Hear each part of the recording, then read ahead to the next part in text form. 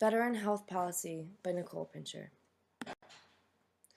The veteran community is like no other, as these individuals gave up their freedoms for ours. It takes much more than bravery to become an American soldier.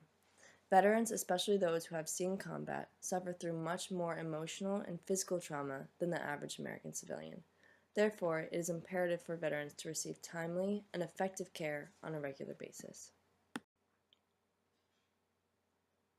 The government organization responsible for providing adequate health care to veterans is the Department of Veterans Affairs.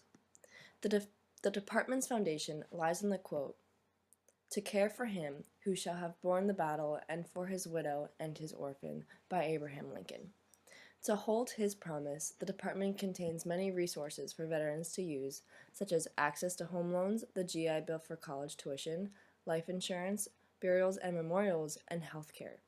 This promise has struggled to hold its truth, as thousands of veterans remain uninsured and struggle with receiving proper health care. According to the Department of Veterans Affairs, the median age for a U.S. veteran male is 64 years old, while the median age of a non-veteran male is 41 years old. Because of this increased age of veterans, they are a high-risk population who require access to long-term health care sources. This older veteran population is medically complex and more likely to be diagnosed with diabetes, obesity, high blood pressure, and heart conditions that require frequent, ongoing, and costly care. To adequately address the unique needs of these frail individuals, healthcare policy would have to shift to a patient-centered approach. This entails that the VA would need to invest in an increase of geriatric specialized physicians, social workers, nursing homes, rehabilitation specialists, and etc. to better heal and cater to that population. Rural veterans. 4.7 million veterans reside in rural communities, which is nearly a quarter of all of the nation's veterans. These areas have higher elderly residents, have residents with poorer health, and have limited hospitals and physicians with limited mental health services. Due to limited resources in hospitals in these locations, veterans who reside there have extreme difficulty in accessing the health care they need. Since 2010, 80 rural hospitals have been shut down and hundreds more are struggling to stay open, reducing rural veteran healthcare resources even further. The few hospitals that remain are the primary sites of care for the large sum of veterans living in these regions. Unfortunately, these hospitals cannot expand their programs due to financial distress resulting from reduction of Medicare reimbursement, problems collecting fees for services from high deductibles, etc. The next priority population are combat veterans with mental disorders. Thousands of combat veterans face horrible mental illnesses such as bipolar disorder, depression, schizophrenia, substance abuse, etc. But the most common and the most concerning mental disease is post-traumatic stress disorder. Some common symptoms of PTSD include recurrent intrusive reminders of the traumatic event, negative changes in thoughts or mood, or extreme avoidance of reminders of the event. The U.S. Department of Veterans Affairs estimates that PTSD afflicts almost 31% of Vietnam veterans, as many as 10% of Gulf War veterans, 11% of veterans of the war in Afghanistan, and 20% of Iraq War veterans. The war on veteran suicide starts at home. Suicide is an extremely troublesome and heart-wrenching epidemic among the veteran population. According to the VHA, 40 male veterans out of every 100,000 individuals committed suicide, while 26 non-veteran males out of every 100,000 committed suicide in the year 2011.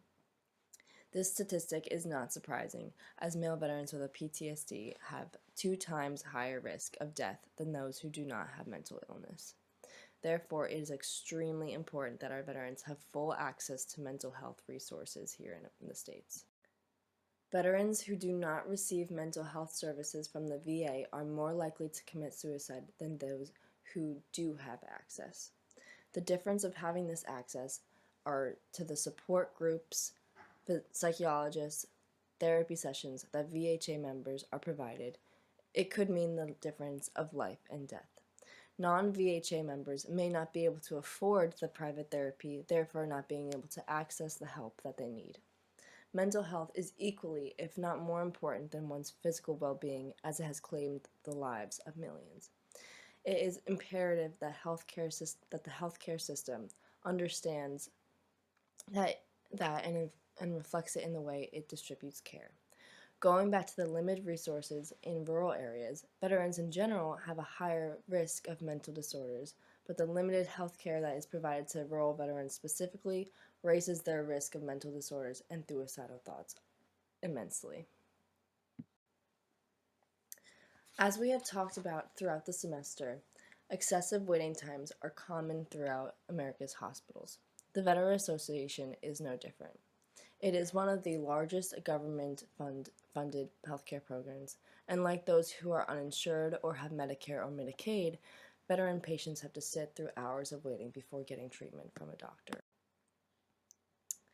In an attempt to reform these issues, President Donald Trump passed a bill to increase the budget of the Veterans Affairs from $180 billion to $200 billion starting 2019. The goal of the budget expansion is to increase attention to the following areas of the VA. Medical care, which will increase from $63.5 to $76.5 billion. In addition, it will include benefits claims, electronic health records, and also National Cemetery Administration and construction. The Veterans Crisis Hotline is a phone number that veterans can call whenever they feel they need someone to talk to. As stated in the Washington Post, the calls come from veterans who are about to be evicted, veterans who couldn't get a hold of their doctors, veterans who needed to talk to someone about their PTSD or even their suicidal thoughts. The Veterans Crisis Hotline is a free, anonymous, confidential resource that is available to anyone, even if you're not registered in the VA or enrolled in a VA healthcare. In 2016, the Veterans Crisis Hotline answered more than 500,000 calls, 53,000 chat requests, and 15,000 texts. Thank you, veterans, for your service and sacrifices. Know that you are not alone in the fight for adequate access to health care. Thank you.